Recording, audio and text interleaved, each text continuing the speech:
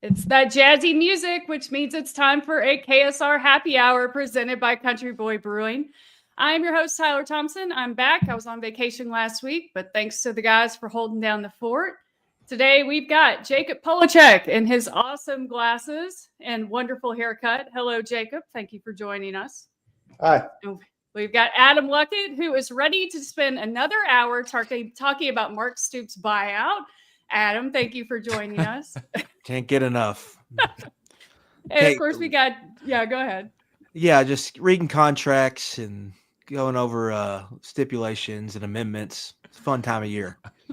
KSR Legal Hour presented by whatever legal lawyer wants to step up and represent. But yeah, we'll get to a little bit of football, not too much. And finally, we've got Jack Pilgrim. Jack, thanks for joining us. Am I the only one imbibing this week? Of course not. All right. Thank you for joining me. I've got a Country Boy Brew Halfway Home. It's their American Pale Ale. It feels like a good fall beer. You get the satisfying crack of it, cracking it open. So it feels like we're at a bit of a crossroads with our subjects here. It's Kentucky football's bye week. I think we're all maybe a little grateful for that. It is giving us a chance to talk about Kentucky basketball, which is very exciting. I feel like I've shifted totally into basketball mode now. I mean, starting with Media Day on Monday, we have Pro Day on Tuesday, still kind of breaking down the Pro Day stuff. We got Big Blue Madness coming up on Saturday. I mean, Adam, I know you have to keep your foot in the football mode, but Jacob and Jack, are you all just all in on basketball now? Oh, buddy, I couldn't be more excited. Like being at Memorial Coliseum Tuesday night and watching this team for the very first time was just like, man, life isn't so bad after all. Because I've really just dreaded those Saturdays, and I finished my Saturday going, damn, I really feel bad for Adam and Nick and just what they're experiencing. So I'm very sorry. I hope that they can enjoy this basketball season, how fun it should be amid the unfortunate chaos that comes with Mark Stoops. Yeah, I'm in the same boat. I was just looking at my stories on KSR Plus, and I think all of my stories since October 3rd have been basketball. So that's kind of where I'm at. Yeah, I mean, unfortunately, it's just kind of where we are with the football program. I mean, Adam, you brought up an interesting scenario. Do you think, obviously, this is the second bye week for the Kentucky football program this year, and both of them came early. Do you think part of that was planned? Do you think part of like Kentucky had a say in, why don't we have a bye week during Big Blue Madness week? We'll let them, the basketball team kind of have the shine or something. Like, does the UK have any say in that, or is it totally up to the SEC? They would say no, but I think they can maybe submit a PTO request for the football team for that week. Like there's the unwritten rule that they get the night games for the Keeneland. Yeah. It's kind of feels like that's been passed. That every game really since they've gone to the SEC network has been at night during the Keeneland games. I wouldn't be surprised. Like to me, I wonder if the new Fan Fest is that they're trying to make that the camp out. It would be a good solution. Right. They're taking away the camp out. They want to do the Fan Fest. But that would be hard to pull off on a Friday when folks have to work. But if you can do the all-day Saturday thing and set it up during a football bye week, it would make sense. And I think no matter who the coach is, wouldn't really mind that. If you had the bye week, it's right in the middle of the season, which is when I think most coaches want their bye week to be. Well, and unfortunately for UK, I don't think people would hate it. I don't think people across the board, I think everyone would be for it. I just don't know if you could get it every year.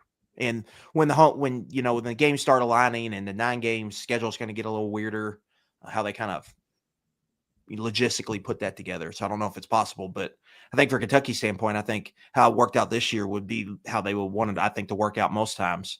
I mean, it helps that the football team is struggling, that you want the whole weekend, but I think it also helps the basketball program if they just have that whole weekend to themselves and they can do the recruiting aspect and make it a big ordeal throughout all day Saturday.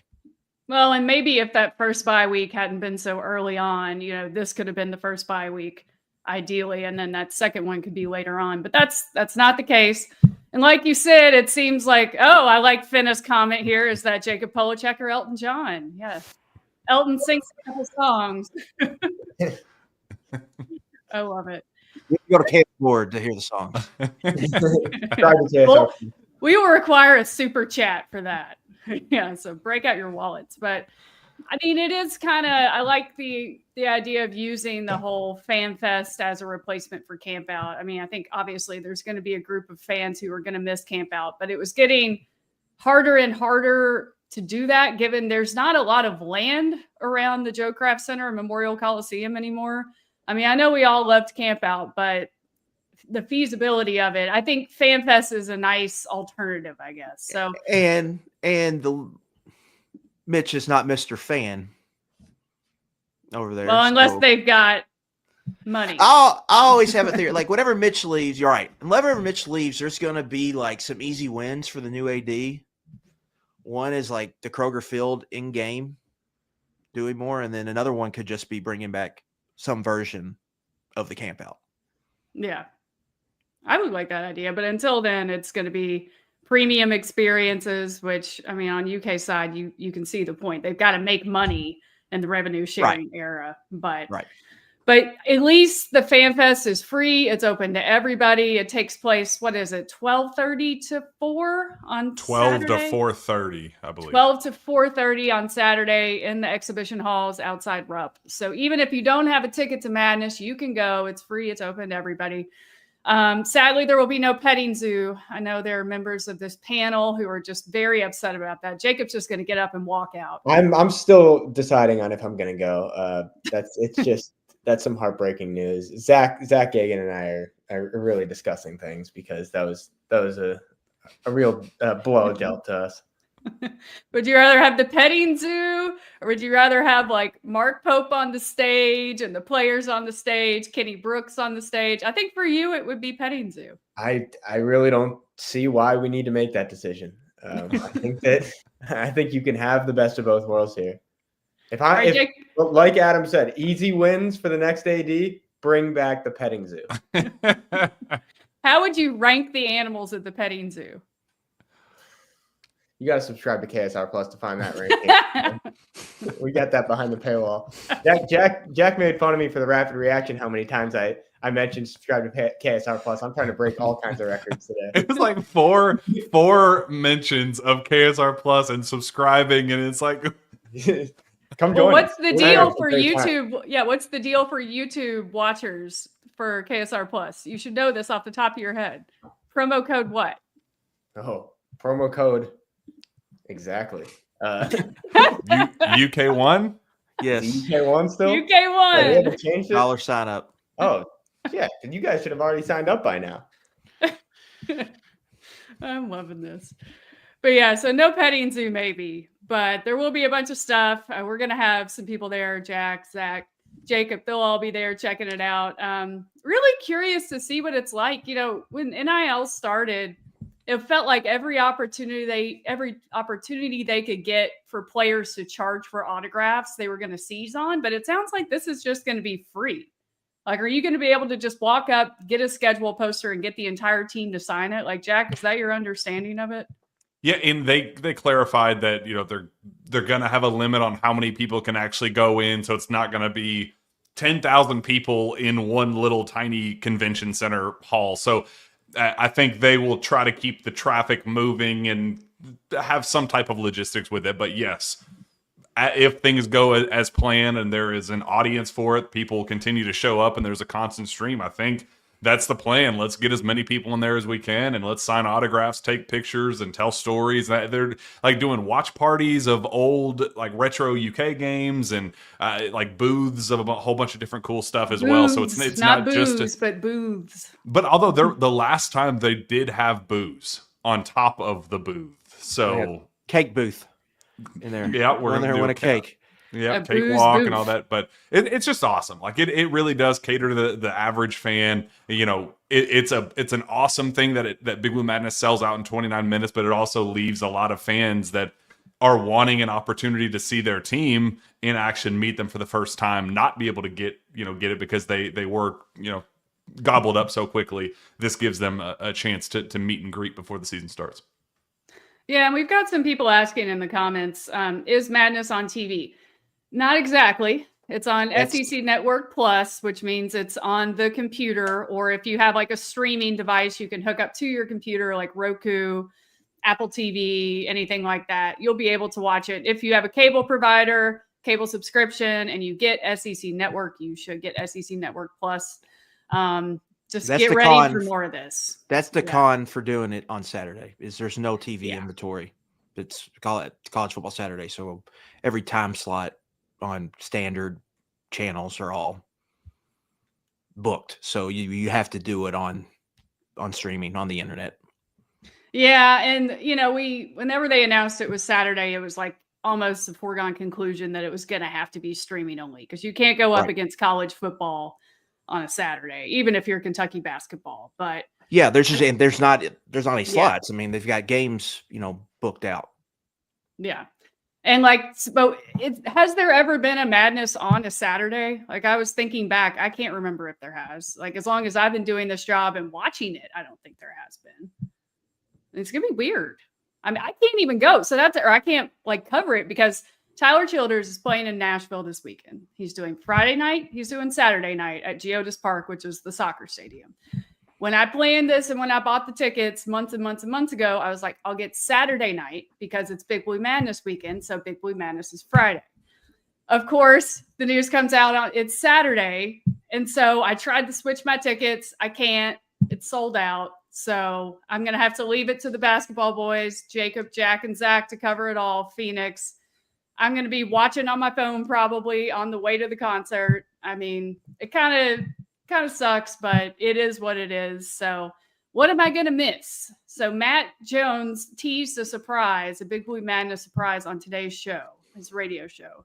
He said he didn't know if it was a person, place, or thing or whatever, but he hears there's some surprise in the works. Is it actually going to be like a decent surprise, or is it going to be like the alumni are judging the dunk contest or something? Has anybody heard anything?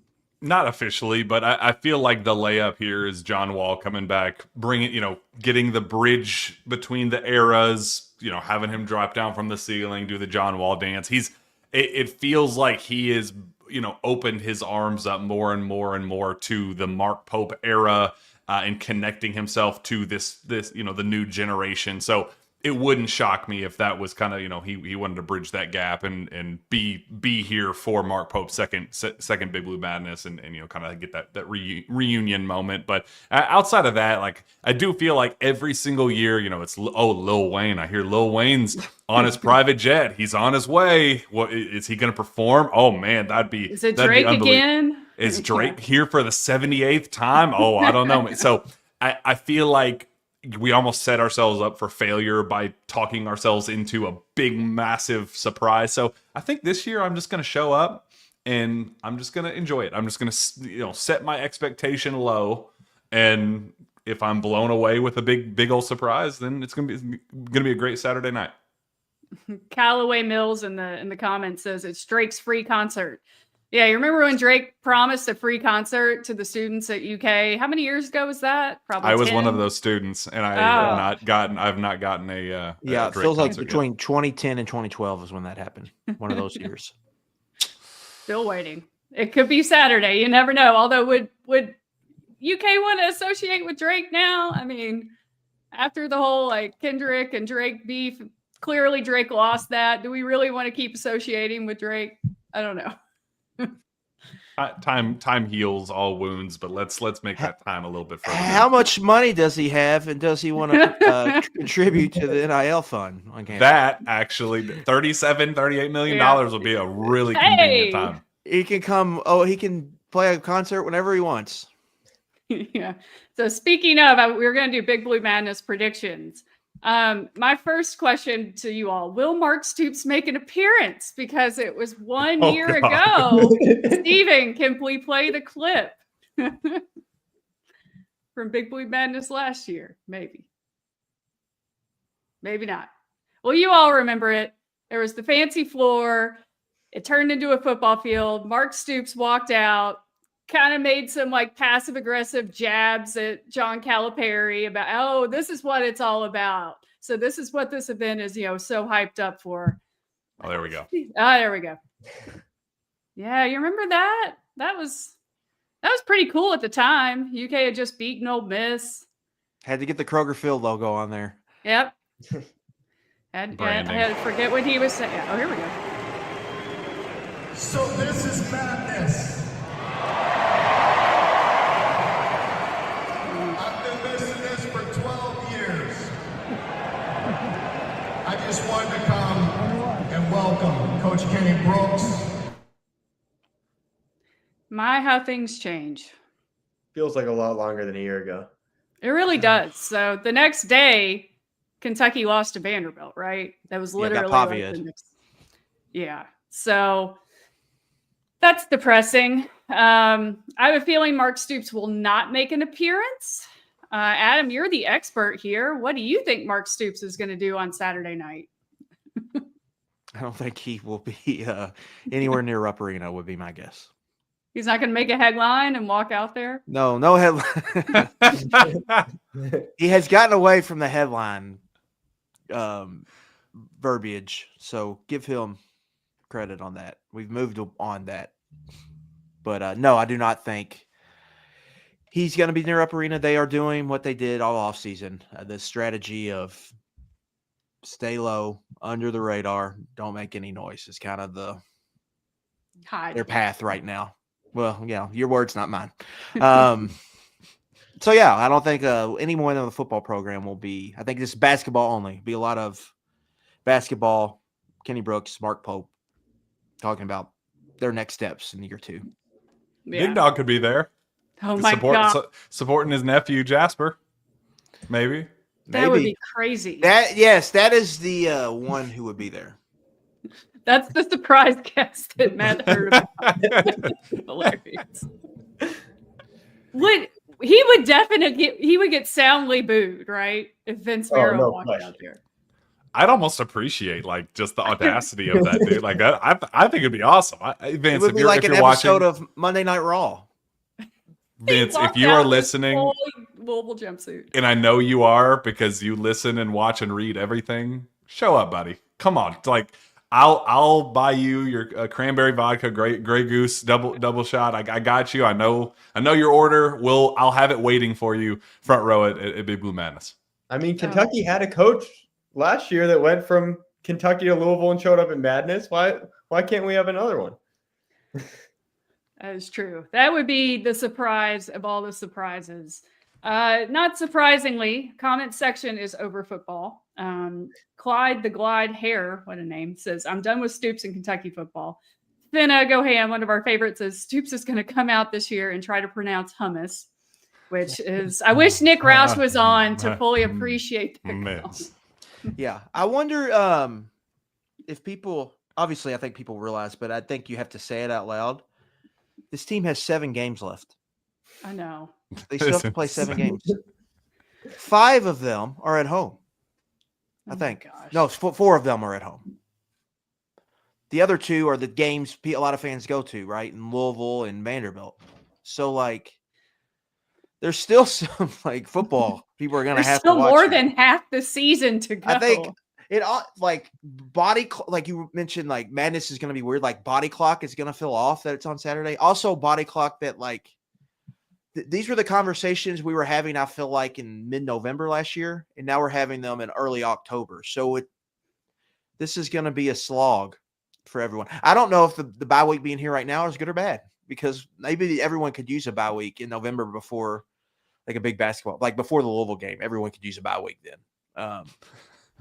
But yeah, there's still, like, basketball is going to take up space, and having, like, for me, like, the preseason, like, having the Georgetown and Purdue games helps, because typically you have madness and then it's a month of nothing. Like, you're playing the exhibitions. Purdue, that'd be huge. Yeah. Right. You're going a week without really doing anything until it's like Big Blue Madness, Champions Classic. Well, this year is a little different because they're going to, and those games are at home on Friday nights. But still, on Saturdays, the football team's going to play. all these Saturdays, and a lot of them are going to be at home. So just kind of how they handle it. And people I know, at least, Auburn was the road trip everyone booked to go to. Yeah. Like Kentucky's probably going to have a pretty good crowd at that Auburn game. So it's going to be interesting. Just to me, almost just it's really negative right now. But can it get more negative? Can it get more toxic? And just how do they kind of handle that? If it's a snowball, if it just that snowball keeps rolling downhill. If I have my say so, it's going to get more negative, more toxic. Well, I think that's where we're trending, no doubt about it. I mean, nobody wants Kentucky football to just do terribly, but to play devil's advocate, what if it got so bad that it forced, Mitch's hand? What if they finished 3-9? And then it's like, it almost reminds me of the Calipari Oakland thing. Cause it was like, I remember sitting with Steven and Jack and doing that rapid reaction and saying, I can't believe this happened, but in some way I'm like relieved because it was the worst possible outcome, which means there's certainty with it. Like we could not keep Cal after that. And sure enough, there was a whole month after that in which there was back and forth and we were in limbo and it was crazy. But say Kentucky finishes 3-9, you cannot keep him. Like you cannot keep Mark Stoops, right? Like there is certainty to that. Whereas if they pull off a win against Vanderbilt, they pull off a win against Florida, then you're in this weird like 4-8-5-7 limbo stage. I mean, which scenario is better right now? I don't really know. Like, obviously I don't want Kentucky to finish 3-9, but if it means it prompts change, maybe, or we're just sitting here this time next year doing the same thing. Maybe you never want to go to the game and be like, I hope they lose today. Right. But yeah, I don't know. Right. Like because Matt and them were playing the show on the scenario game on the show today. They did this and that. It's just hard to say. You kind of like, this is going to be a roller coaster and you're just going to have to ride it and ride the wave and then see where we are when the train gets to the end of the tracks here at the end of the year. Because it's hard to say. But yeah, I think you're right, Tyler. And to me, it's hard to even predict this team to win a game, let alone 2 games. What have they done though? Like that's something me and Nick talked about. It's not that they're losing, that these games are over in the fourth quarter. Yeah. Like if they're over before you even get to, the fourth quarter. So can they even create a scenario where they can go win a couple of these games? They haven't even had a chance to go win these games, really. Most of them. Outside of Ole Miss this year, and then you go back and look at the games last year, it was like, well, most of these games are over by the time we got to the fourth quarter. So yeah, the disaster scenario was lose to South Carolina and Ole Miss, and then things could unravel. And that's exactly what played out. And there's really, right now at least, there's no kind of hope for them. So yeah, it could get worse before it gets better. I think we're trending that way. And Tyler, I think like the way I go into a game is obviously rooting for a win. Win is the 10 out of 10 scenario if we could make it happen. But I am currently in a state where if Kentucky is going to lose the football game, I want it to be in the most embarrassing, disastrous scenario possible to kind of add a level of like, it's definite. There's no ifs, ands, or buts. Like the Georgia game last year where it's a 1 point loss. You knew going into that press conference, Stoops was going to go, hey, that's a 1 point loss to Georgia, man. Moral like, victory. Hey, Yeah. I don't know moral victories. Like we can't, like it's either win or devastating loss, horrific loss. I can't do that middle ground where Stoops can kind of like weasel his way into a moral victory. Like we got to either crap the bed or Kentucky won a football game. And I think that will allow us to inch closer toward an answer that I think we all kind of feel is coming. Yeah. The big question too, I think really they get to the issue is there too much damage done to get the fan base back? Like with Cal, What if there's a change? Yeah. Like with the Cal situation, it was just untenable at that point. Yeah. Where Stoops, I think I talked about this, I think on the podcast yesterday, 11 personnel. I think there was a good portion of this fan base that was very much in wait and see mode and wanted to be pulled into like the Stoops kind of section. But it was, I think a lot was riding on the start, and it's not necessarily that they're 2-3. It's how they got to 2-3. Like, just in a vacuum, you cannot get blown out against South Carolina 2 years in a row, especially a South Carolina team that might end up finishing the year 5-7. Like, that just, you cannot go down there and just get, blasted.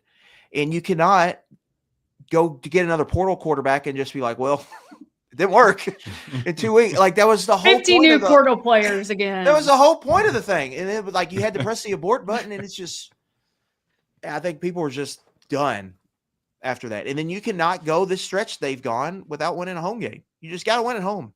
It's brutal. It's just every arrow, it feels like it's just pointing down. It's just, at this point, it feels like it's too many to even fix it. Jake, if you have any strong Stoops or Kentucky football talk or takes here, or we can switch back to something happier here in a moment. I'll add it on a lighter note is, Tyler, you were making comparisons about the John Calipari situation with Kentucky. Well, it's worth noting Arkansas just got rid of their coach. If they want to make a move and grab another coach, Kentucky's got one here waiting. Can you imagine? Oh my God, there's no way that would happen. But like, I did see that there was some AI image that someone had made of Cal at Arkansas, obviously, and Stoops at Arkansas, and they were like, they had aged them older, and it made me laugh. Like, imagine just seeing that like 4 years ago and be like, what in the world? Mark and John in Fayetteville and Mark and John in Lexington. It's going to be a hell of a day. That's the hard point. Like, Kentucky basketball coach that is not reaching expectations in Lexington can find another basketball job. Kentucky football coach not reaching expectations in Lexington, no power conference team is going to want to hire a coach of that profile. Fair. So that's honestly the difference in the two. Yeah. So that's why you honestly feel stuck, because it does feel like the best case scenario for everyone will be for Stoops to go take like, if he could get like last year, if he could have got the Purdue job, it would have felt like the best thing for everyone. But no power conference team is going to hire a Kentucky coach that just went 4-8. It's just not going to happen. And so they're just kind of rock, meet, hard place right now. Well, we got a lot of time to talk about depressing football stuff. The comment section may rebel here if we don't get back to madness. I mean, Wildcat Piper, can we please talk madness? Football, Holly Saylor, football makes the chat sad. Lady bass player says, talk about Big Blue Madness. All right. We're getting back to Big Blue Madness in there, talking about recruiting, because Kentucky last year really only had two big name recruits at Big Blue Madness with a Caden Lewis and Anthony Thompson, but now they've got a really long list of visitors. So this is going to be a massive recruiting weekend for Kentucky. You got two official visitors in Jordan Smith Jr., who's top 5 in the country, and then Josh Irving, who's a 4-star center. And then you've got Caleb Holt, who's one of the best guards in the country, coming in for an unofficial visit after taking an official visit earlier this fall. So it's going to be just a huge recruiting weekend for Kentucky, and a big opportunity for the UK staff. Yeah, that'll be exciting. I mean, I can't wait to see whenever they walk the recruits by. It seems like they always get a big ovation from the crowd. We'll talk more recruiting here in a minute, but let's roll through some predictions for Madness. So last year I had best player intro. Who do we think is going to have the best player intro? Last year it was probably Lamont, because he did the whole rap performance. Although I was looking back at last year, people forget Colin Chandler came out to Backstreet Boys' I Want It That Way, which was awesome. And Andrew Carr did the Macarena. I mean, we should have known then that the team dad, that would be the most team dad thing ever. So it sounds like, of the people that you guys spoke to at Media Day, Jasper Johnson may be the only person who has something in the works. So who do we think is going to have the best intro on Saturday night? I think it is going to be Jasper, just because he understands the pulse of the fan base. I think, the KY Till I Die, dude just he gets it. Like, he understands the vibe. So I think he's going to lean into that pretty heavily and be, OTE did him a really, really, he learned quite a bit about PR and, reading the room and all those things at OTE. So I think he's gonna lean into that quite a bit.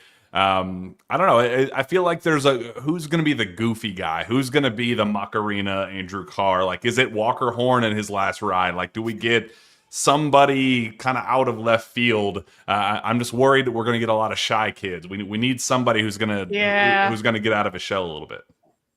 Although, like, if Jasper comes out and does something, please don't let it be 6'7", just like a whole skit about the 6'7". If he's going to do that at some point, and it's I hate it with everything in my parents in my are going to soul. turn to their children. It. Yeah, they're going to turn to their children or text their kids like, "What is he doing?" And we're going to have to go through all that again.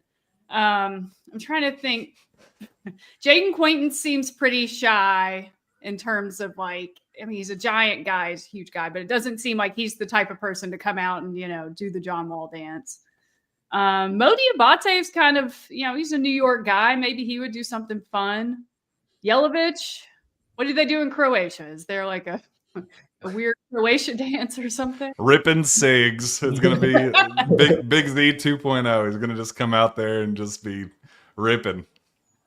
I don't even remember Otega Owe's intro. I mean, did he do anything interesting? I can't remember. Clearly not enough for us to remember. Yeah, Trent Noah came out to "You'll Never Leave Harlan Alive."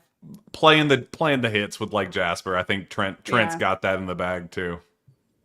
I think Reese Potter. He's been thinking about this his whole life. That's a good Honestly, call. That's actually a good call because he has I don't give a blank to him that I do kind of think I remember his first media appearance as a Kentucky Wildcat. He said that he would be a 99 overall in the college basketball ranking, and he just says stuff. He just says nonsense. So I do think that Reese is kind of a sneaky candidate for unleashing the chaos on Saturday night. He's the kind of guy that I think has been thinking about this just for years, and so he knows exactly what he wants to do. That's my prediction. Well, Kenny Brooks had the best entrance last year, so what's stopping him from having that again? Can he just walk up and down that hallway again? Because that was he had, as Rob Bromley would say, he had some swagger, just walking up and down that hallway. Some swagger. What can he do? When you go into this event knowing that Kenny Brooks' absolute best was him just taking a stroll down the Rupp Arena, bowels. You would have predicted what does he that. even do? How do you one up that? You can't Matthew Mitchell this and do the electric slide or the Dougie. I don't know what you do. Matthew Mitchell, he just does that every time. Just walks up. He's like the Kentucky version of Morgan Wallen, just walking up the down the hallway. What if he just walked from further and further away? Yeah, just do what if Pope just did the Morgan Wallen? Just got two local celebrities to walk in with him playing a song everyone likes. I like that. That's how they should do every game. That's how Pope should come out for every game. Just have Richie Farmer or whoever's in town to do the Y. He just walks out with Mark Pope for the game. So Kenny Brooks, last year it was just through that tunnel. This year he'll just be outside Rupp Arena and they show him walking in. And then the next year he'll be walking from somewhere downtown. And then sure enough, we'll get to where he's walking from the Joe Kraft Center. And all it is just watching Kenny Brooks walk, which would be hilarious. All right. Well, what about dunk contests? Who's going to win the dunk contests? This is a good variable. Will Jaden Quainton be able to participate? Hopefully not.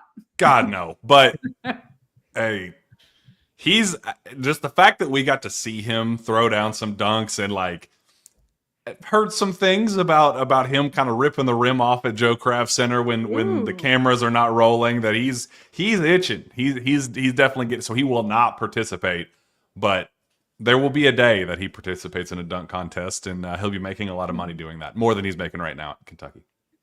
Jacob, who's your pick for dunk contest winner? Well, I already went for Reese Potter, so I'm not going to go for him twice. I don't know. I think I'll go Braden Hawthorne. I don't even know if he's doing it, but I like that idea. He's just long, athletic. He can show me something there. Aberdeen wins it. Yeah, Aberdeen was the one who had the crazy numbers from Pro Day, right? I mean, Mhm. he's with the crazy Alleged numbers. allegedly wink wink. I'm trying to think who else. I mean, I feel like Brandon Garrison show us something. I don't know. Who won it last year? The fact that I can't remember that is Colin won it. He jumped over Pope wearing a That's right. old Pope jersey. He jumped over Leanne too. Could you imagine, Yeah. like, just like if No. something goes wrong there on like the biggest stage, that would have been really depressing. I'm glad that didn't happen. Can Trent Noah dunk easy enough to put something together with props? Can Trent Noah dunk over like 3 cases of Ale-8-1 stacked on top Not of even each just other? that. Like, what if he just like takes off his warm up and he's got like a Harlan County jersey on? A Richie Farmer jersey. Yeah, Right. Richie Farmer Paintsville jersey, What is the most Kentucky thing we could come up with? or Clay County, not Paintsville. Excuse me, messing with Yeah. my schools. Trent Noah would Or be Colin can just do it again. Yeah, the comment Callaway Mills. Yeah, like weird.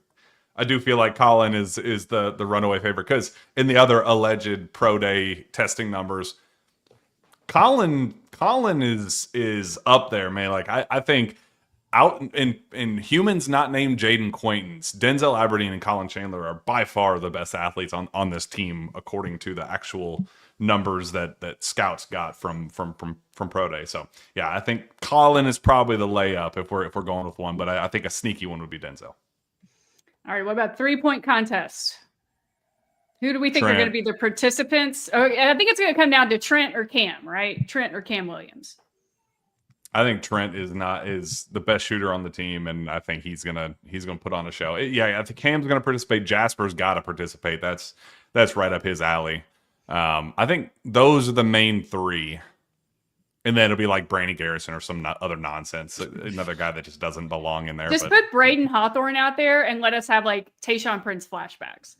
Because he had that deep 3 during Pro Day, and I swear I flashed back to 2001 or whenever it was that Tayshaun hit the 5 threes versus North Carolina. Because, the comparisons have been made a million times, but when you see them play, it is just uncanny how much he resembles Tayshaun Prince. Like he's got the skinny little legs and everything, that just super long arms. So I'm excited to watch it. I know you guys will be there, Adam. I'm not sure what you're doing, but you'll probably be watching like either legitimately good football and then having Madness pulled up on your phone. I'll be at a wedding, which has become a Luckett Bowie tradition somehow. It's just how it's aligned here these last few Wedding years. It feels season. like Yeah. it's actually our only one. I think this is probably our first one in a while where we've only had one. So you're about to age out from weddings to child birthday parties. Yeah, we've already done that. Taylor's a few years younger than me, so it's mainly her friends that are the last of the stragglers are getting married right now. But yeah, we're fully in birthday mode, no doubt about that. Gotcha. Well, we'll be watching on Saturday, except for me. I'll be at Tyler Childers and trying to catch up when I get back, but it should be good stuff. We got to talk about the other big topic that a lot of people in the comments want us to get to. Do we need to? I'm not going to say the 2 words that Jacob doesn't want me to say. I'm going to say, do we need to get prepared? Do we need to be equipped? Do we need to? After the comments I got after Donovan Den, I'm not saying anything. I'll tell you where they stand in the recruitment, but I'm Tyrant Stokes. That's the coward. Lean into it. Practice your commitment celebration dance. Put the sunglasses back on. All right. So what's the latest on Tyrant Stokes? This is perfect. There we I go. love it. All right. I continue to hear that the people I talk to would not trade Kentucky's position with any of the other schools. He's got a top 5 now with Kentucky, Kansas, Louisville, Oregon, and USC. And Kentucky has been the leader throughout this fall, and that hasn't changed in my recent conversations. There's just a lot of talk about when it could happen. There's been a Friday rumored date for a long time. I haven't heard any confirmation that that's happening tomorrow, but nobody's ruled it out. Nobody's really ruled out anything as far as a timeline. But right now, I wouldn't trade Kentucky's position. And he's clearly their number one target in this class, and they're putting all of their effort towards landing him. Well, Okay, and you so got to who's the mention player the comp for- timing. Who's the player comp here? Who is Stokes? Great question. Like on draft day, who is Jay Billis or Fran Fraschilla gonna comp him to? Royce White, who is not afraid to fly on airplanes. Yeah, Okay, I've heard that one a few that's times. a necessity, but Royce White was awesome in college. Yeah. So I think shooting's a question mark, but he can rebound, defend, and you can run the offense through him.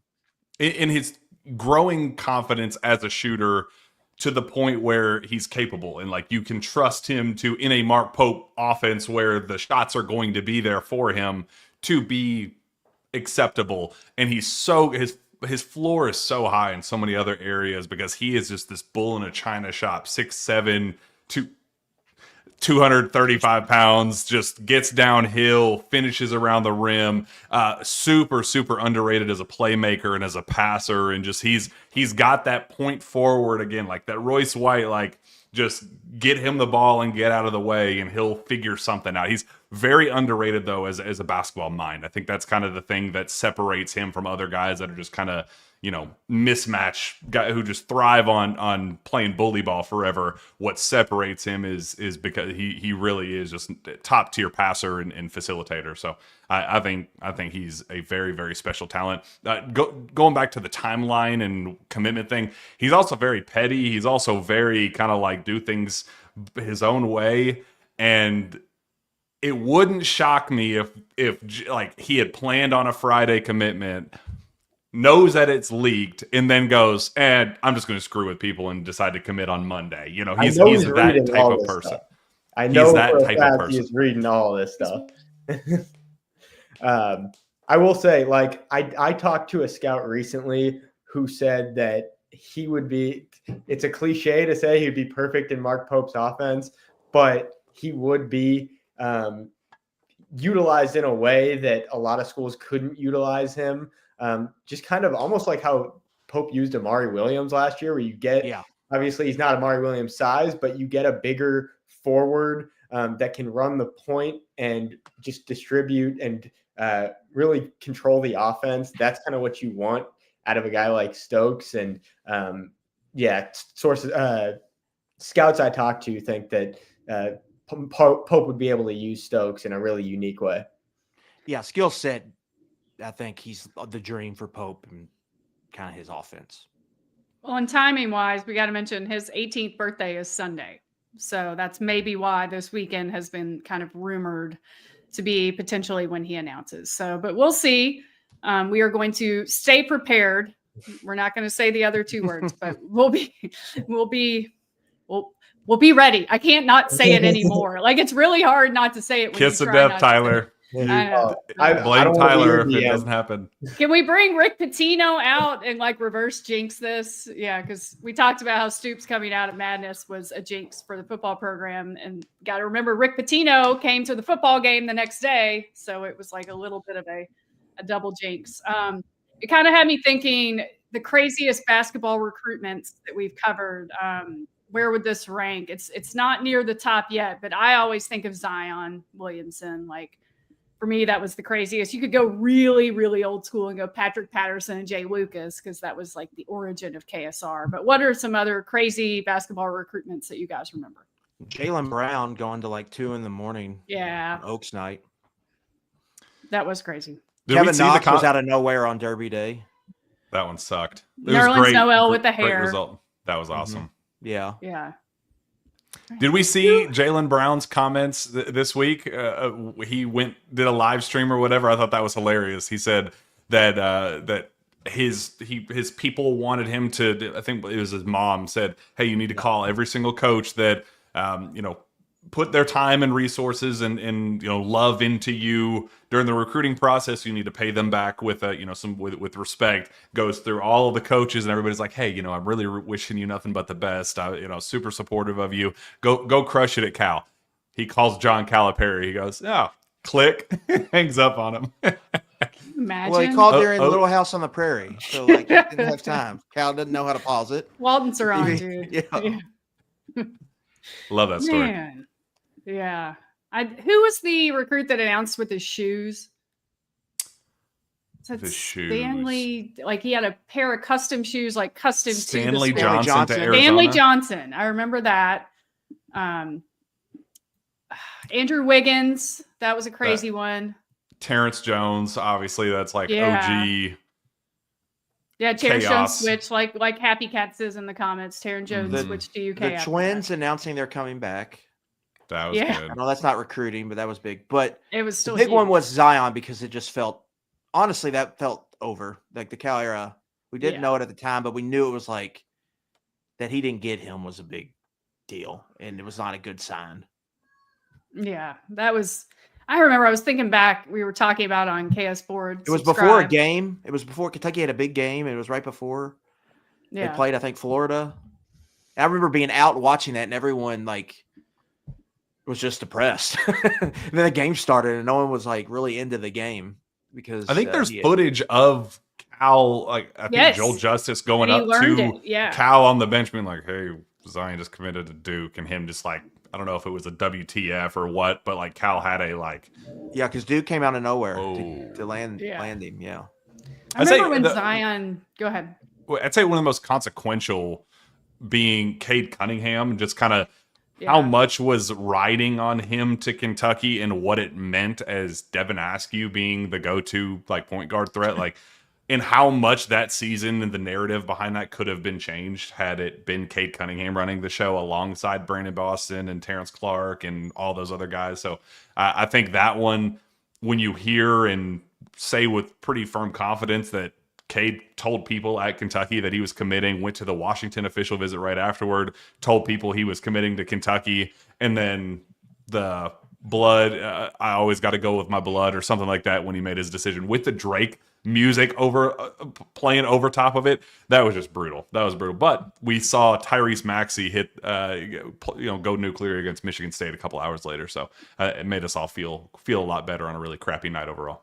Kind of along the same lines. Trey Young. I'll remember that one just because that felt very consequential. But go ahead, Jacob. I'll say it's hard to point to a specific one, but portal recruitments, I feel like, have just gotten so much crazier than high school recruitments because of the condensed timeline.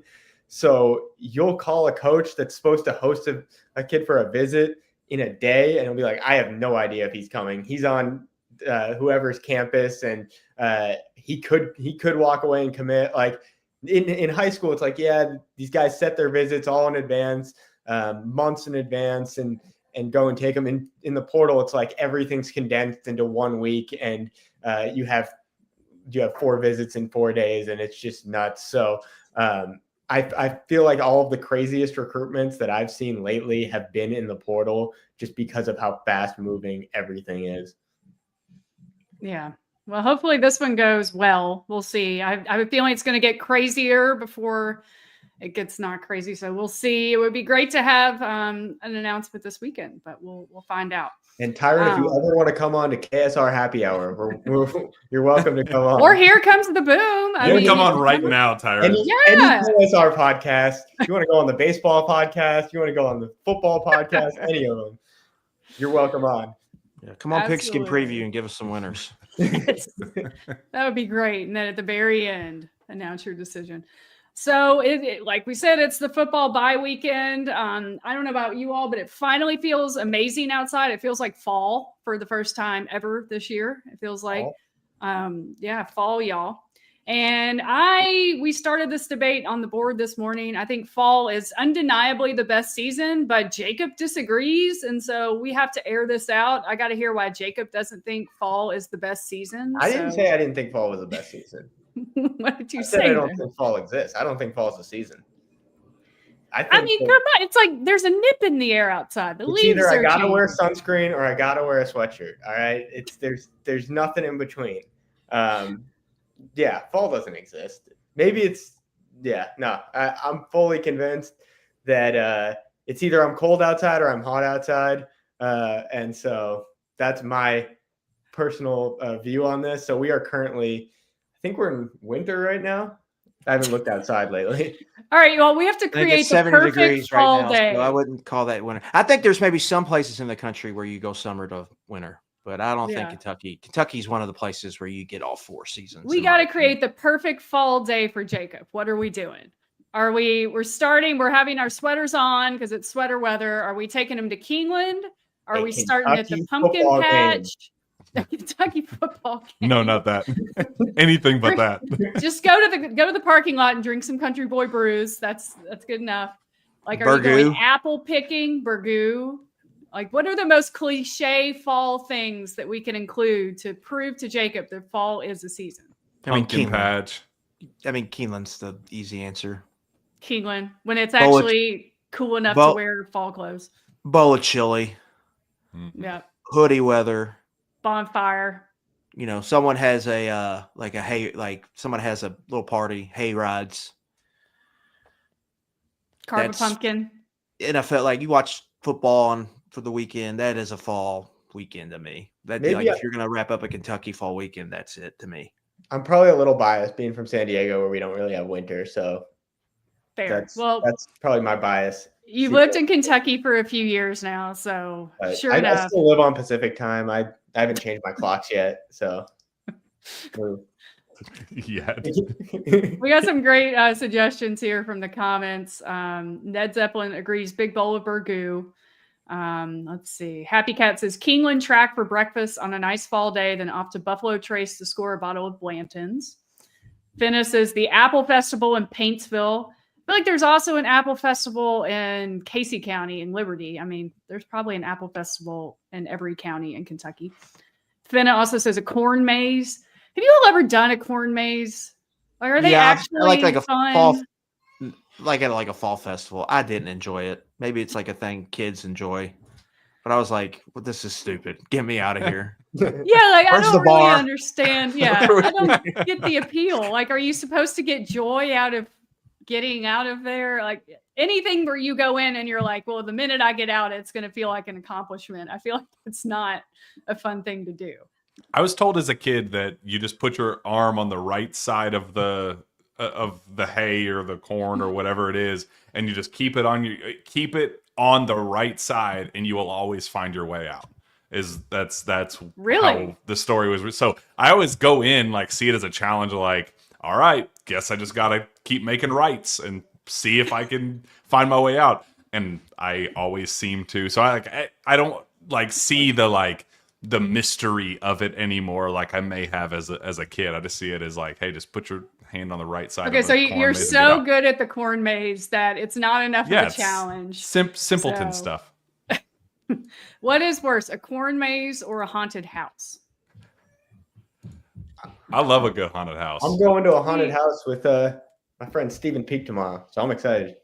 Oh with Steven? Why did we not get invited to this? Yeah. I wouldn't have gone, but I would have loved the invite. We're all invited.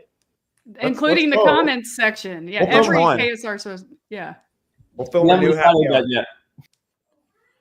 Isn't there a really scary one in Louisville? Or I'm just thinking like Waverly is. Yeah. Oh, I went to Waverly. That place is nuts. Don't get me started. Oh, Jacob has a ghost story. He has a Let's ghost get story. Jacob started on it. He's excited. No, that's what we do. That's why we're doing this, Jacob. Yeah.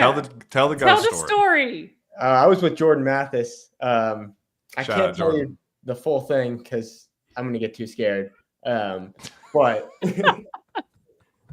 all I know is I saw something. All right. I don't know what it was, but it wasn't a person. There was something in that house. It was a ghost. That's all I'm going to say. Was it like an aura? Or like, it was a ghost. And ghosts exist. I didn't think ghosts existed. I stayed a night in Waverly. You guys got to see it for yourself. We'll do a happy hour from there too. We're gonna do a lot more happy hours. I think you can film a happy hour in there. It's gonna be dark, but we'll figure it out. We'll make it KSR work. road trip. I don't really believe in haunted houses or ghosts, so maybe this will do Jacob's I love this visceral reaction too. Say that. Not gonna say that after I go to Waverly. Yeah. Oh man. Let's see. We've obviously organized the best fall day for Jacob, and then he's going to take us to the haunted house and scare us to death. Halloween decorations, because I know we got to wrap up in a little bit. How crazy do you all get with Halloween decorations? Like, I feel like there are Halloween people who it's their holiday. They go all out. They get the 12-foot skeleton or whatever's really popular now. Are you all like that? Or we're putting a jack-o'-lantern outside with some pumpkins and mums and calling it a day?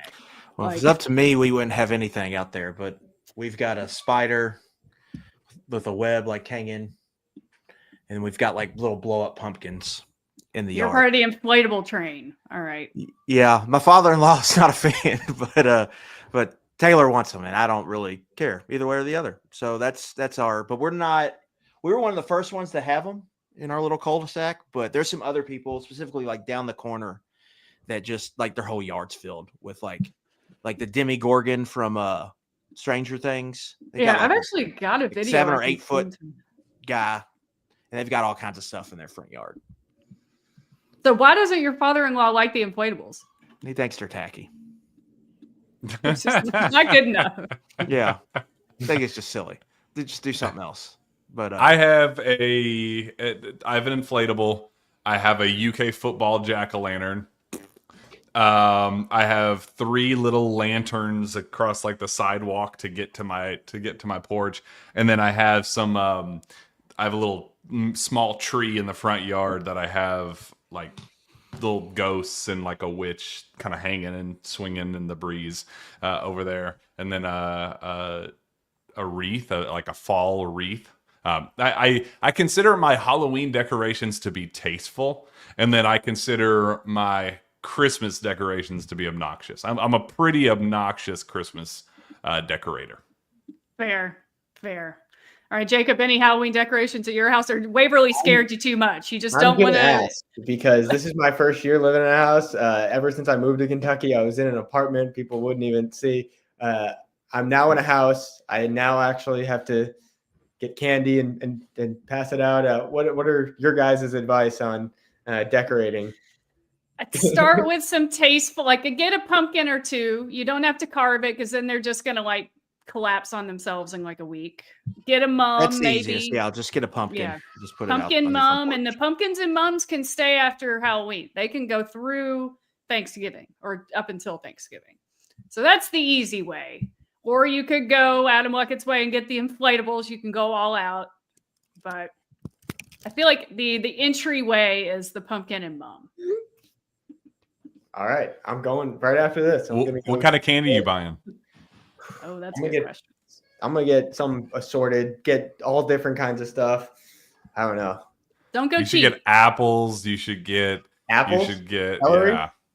We gotta set the tone. You gotta be the terrible neighbor that kids absolutely despise Toothbrushes. walking by. Yeah. We gotta Oh, actually, that would be I'm gonna help the community. I'm gonna get toothbrushes, toothpaste. I'm gonna get everyone healthy. Apples, yeah.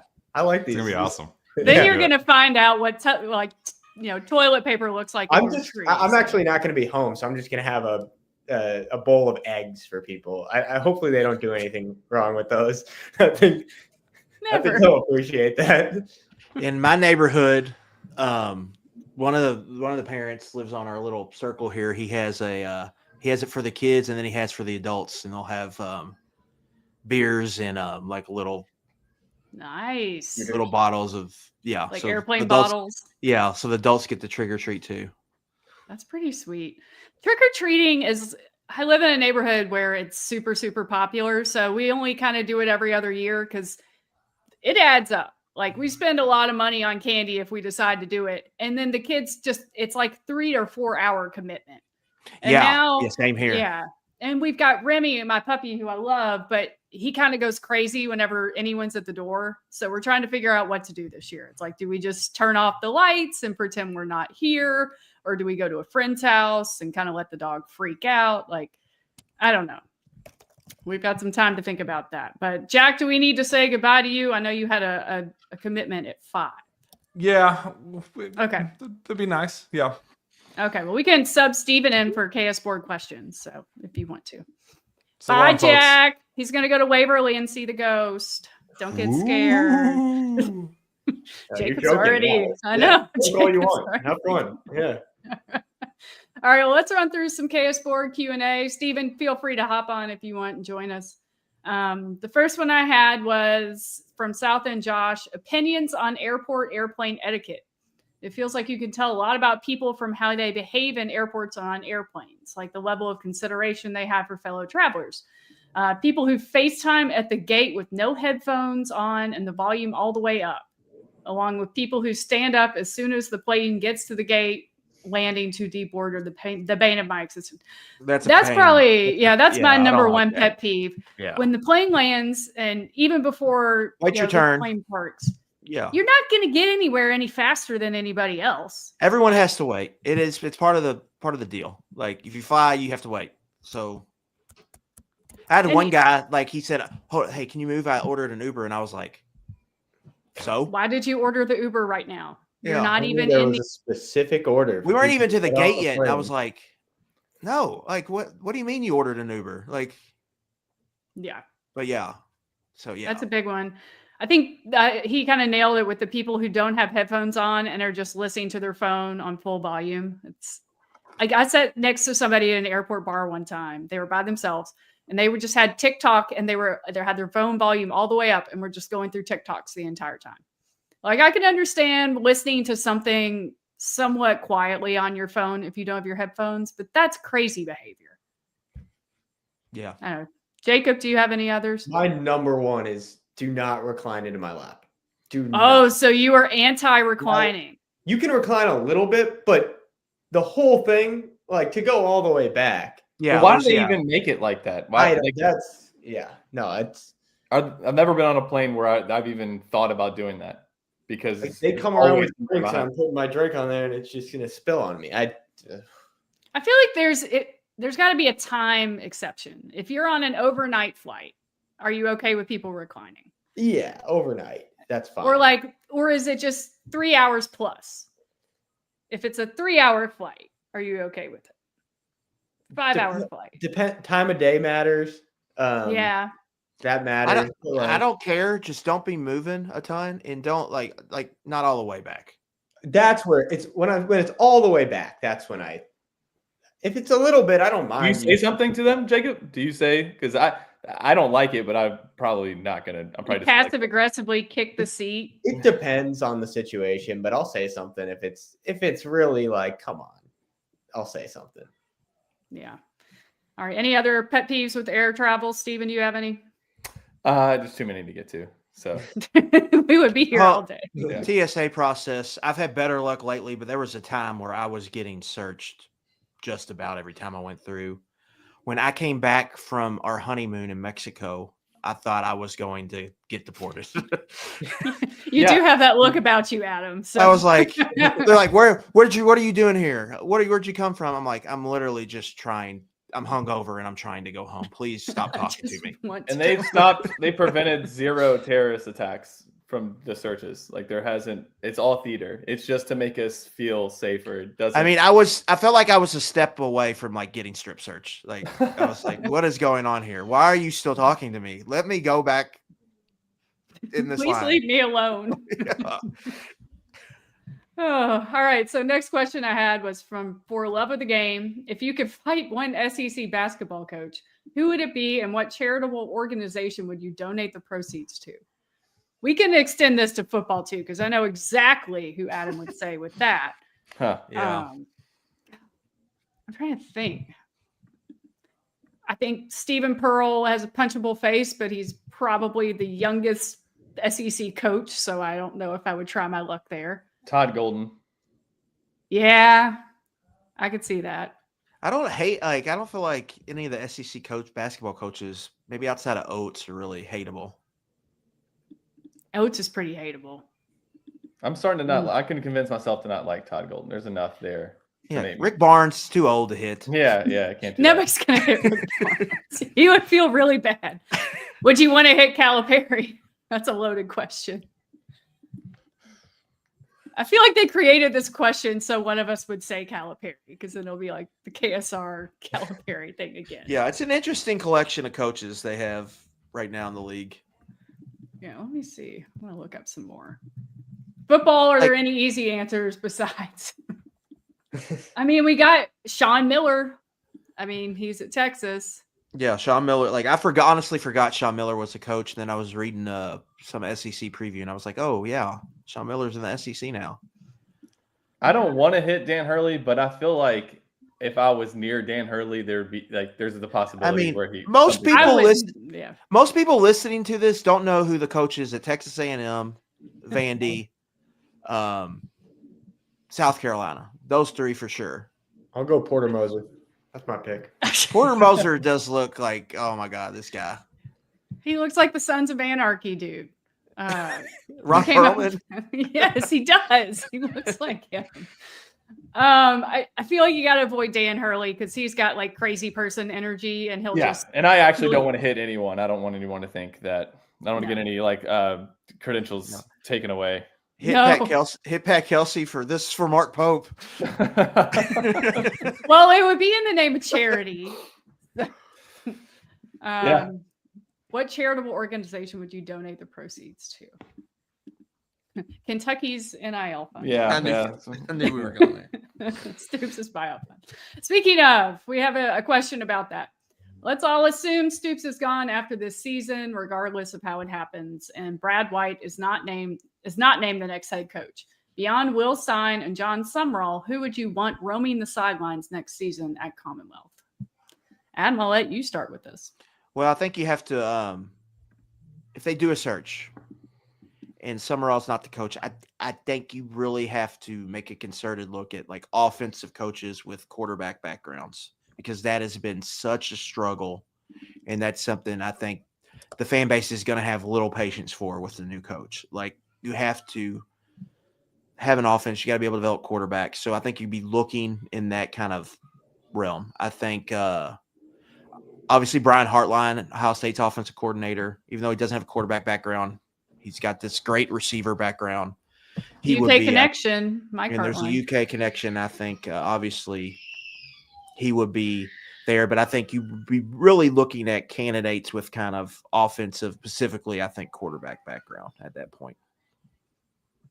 Yeah, I mean, I was going to say Hartline. So if either Stephen or Jacob have a different answer, feel free to chime in. No, I'm in the Will Stein camp on this, so I don't really have an answer to the question. Will Stein was on my travel baseball team, so I'm gonna be on Will Stein's. What? Yeah, well, he played. We went to high school together, and he was the quarterback at Trinity. There's our in. Led Trinity to a state championship my senior year. So. No, his dad played at Kentucky, recovered a fumble for a touchdown in one game. I forget who it was against. Matt Stein was his name. I think he's on special teams. And Will grew up a Kentucky fan, and we went to Kentucky baseball games and football games with him and his dad. And so, like, I think he would want that job. I mean, with 35, would that make him the youngest head coach? Not the youngest, but he'd be one of the youngest. At the time, he might be. He'd be 36 probably when. Yeah, right. Start the job, but yeah, he'd be one of the youngest coaches. I'd be for it. See a little bit of offense. I think that's something people get excited for. But I know everybody else, is leaning John Summerall, which I wouldn't. Yeah, he's exciting.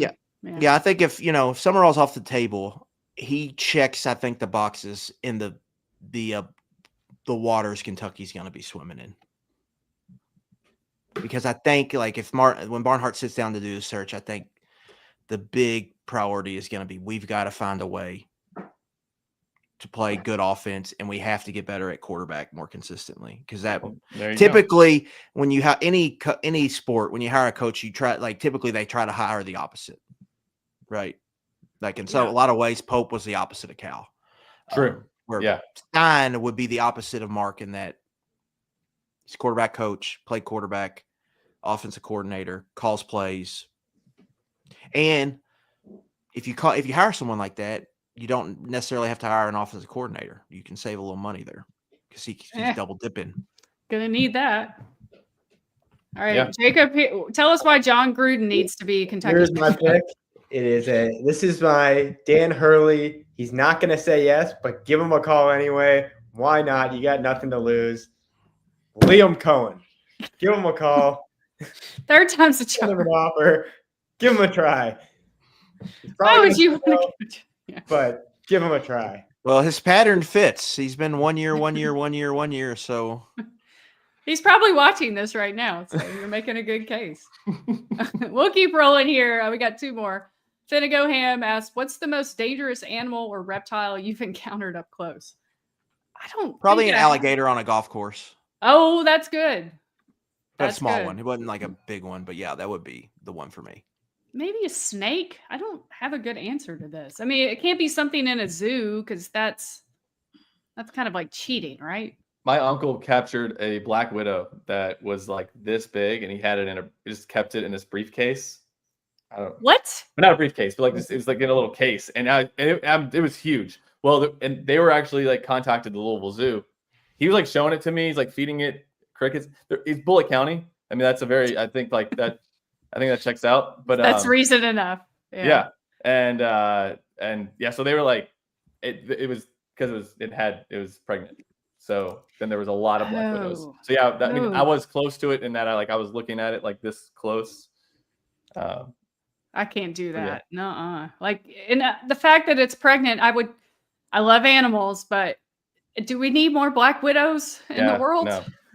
Like, I don't know I don't know what they do for the ecosystem. I'm sure it's something important, but they make all the I don't know. Jacob, have you had any other than the Waverly ghost? Any scary encounters? When I was like 10 in New York, there's a picture of me with like this big snake around my neck. It was pretty cool. I don't know what kind of snake it was, but like it was nuts. Yeah. Oh man, no thanks. Yeah. I can do it. I'm glad. All right, final question. The Catman, this is a late one, so I don't know if Stephen got it. If you became the mayor of Lexington, or I guess you were all Louisville folks, so we'll say Louisville, what pet peeve would you make a crime? You can be fined if someone opens the door for you and you don't say thank you.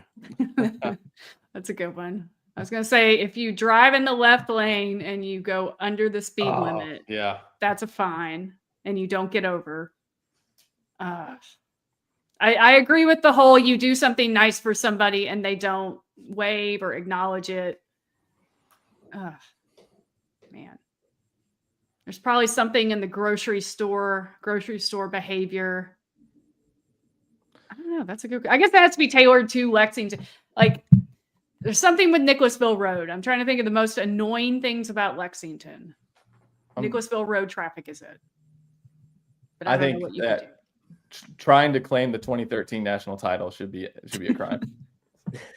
That would be awesome. With all the proceeds going to Kentucky's NIL fund. We'll pick you up in the ambulance and take you down to the whiting cell. Those are all good ones. Any other ones you all can come up with? I'm trying to think Lexington specific. Can't think of any. It'd have to be something to do with like the traffic. Mm-hmm. Or Keeneland. I'm sure there's I do like roundabouts. I feel like I would try to put more of those in. I always notice that those are safer, it feels like. Because like you hear wrecks all the time at intersections because somebody's going 90 like straight through it, but you can't do that at the roundabout. So people get scared of the roundabouts. People get really scared because they don't understand them, but they're really not that hard to figure out. Yeah. There's the new mayor in Nashville, he's great, but one of his big things is he's put all these speed cushions around town, and they're meant to slow people down. Obviously, they're not exactly speed bumps, but you can go over them at like 15 miles an hour at most, or it messes up your car. And so it's been this whole local news story about how many people's cars have gotten messed up because of these speed cushions. So it's like good idea that's just totally backfired. So yeah, right, good in theory, not in practice. Right, and we try to navigate on streets that don't have the speed cushions because they're pain in the butt. Yeah. Yeah, so they have some of the neighborhoods in Louisville. They've got the big speed bumps, and it's like boom, boom, boom, going. Yeah. And it's not just one; you got to go through like 10. It's like, geez, do we need all of these in here? If it saves one kid, I guess it is worth it. That is true. There's a really good book called Traffic, and it actually explains like how a lot of stuff we could change, and it would make traffic smoother and less accidents, make it more safe. And they're all great ideas. We just don't want to do them. So, but it is a good read, though. That's why I recommend it. Everybody should read it because there's That's why I'm voting Stephen Peak for mayor of Louisville. Mayor of Traffic. Stephen Peak as mayor of Louisville would be awesome. Oh my gosh. What would your first rules be? We're turning Louisville blue. Do the blue-white chant at every UK sporting event. I guess you can't really put that into effect in Louisville, but well, these are all good. We'll put them into our minds. We'll keep thinking for next week. We got Big Blue Madness Saturday, SEC Network Plus. We'll have all the coverage. Adam, enjoy your wedding. I hope you enjoy not having to think about Kentucky football for a little bit, even though you'll probably be asked about it a lot at this wedding. So I will. There's no getting away, but we embrace it. You'll have a Bud Light in your hand at least. That's right. Absolutely. Or a Country Boy brew, right? Or more better if they have Country Boy at this wedding. Maybe I'll have to bring my own Country Boy. That should be acceptable. BYOC. BYCB. I love it. All right, guys. Well, we'll sign off on another happy hour. We'll be back next week with plenty to talk about because we'll be back on Kentucky football season. We'll be getting ready for the blue-white game. Until then, cheers. Bye.